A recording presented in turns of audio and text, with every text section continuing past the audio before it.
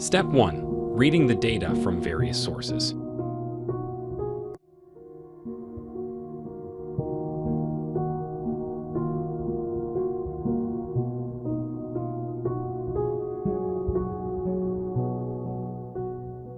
Now that we've prepared everything, it's time to start our work. Do you remember what we meant to do in the first step?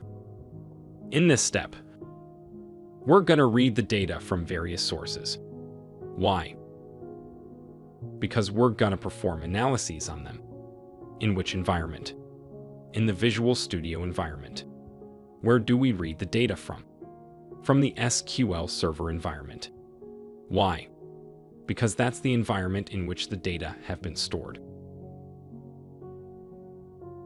So now look at these SSAS tools.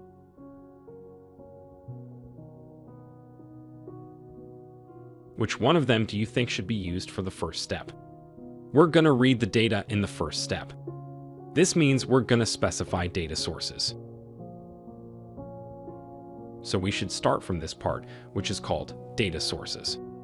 We gotta specify the source of the data for the Visual Studio.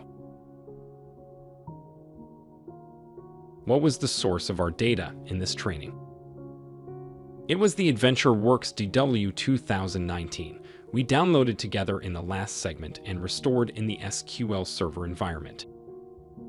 Now we gotta read it here. To read the data, just right-click on the data source and select the first option, which is New Data Source, from the menu that opens. So, in this part, the first thing you need to do is specify your data source. We need to specify where to fetch the raw data for analysis for Visual Studio.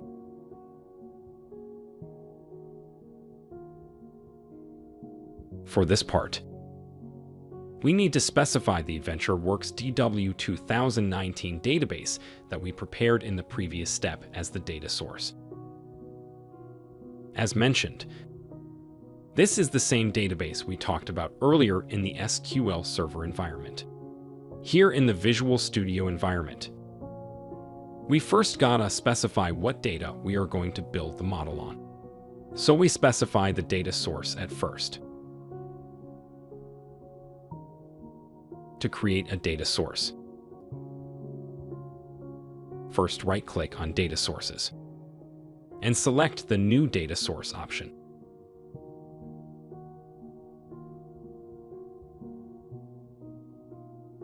Click Next in the Data Source wizard window. Then in this section, select the second option and click on this button, New, because we want to create a new connection. The Connection Manager window opens.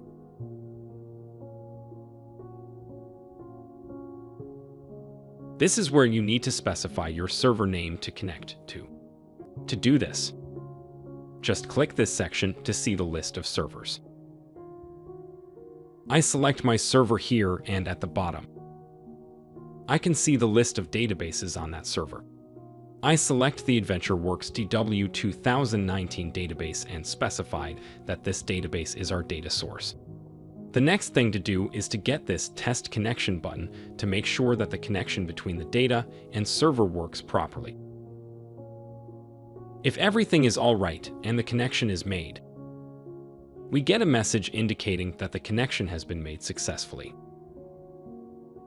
I click on OK. I hit OK again. You see here that the name of my server and its database appears. I click Next and select the option of Use this service account on the next page. Next. Here I should specify a name for the data source, and I enter AdventureWorks DW 2019. Then, I hit Finish.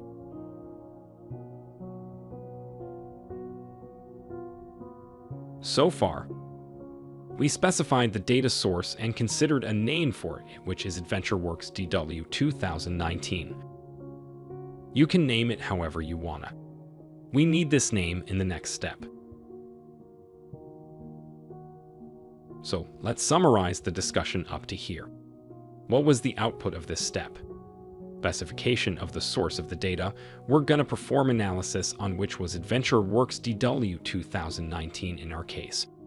First, we specified which server this database is on, then selected our desired database from that server. What you're seeing right now is what you see by the end of this step in this section.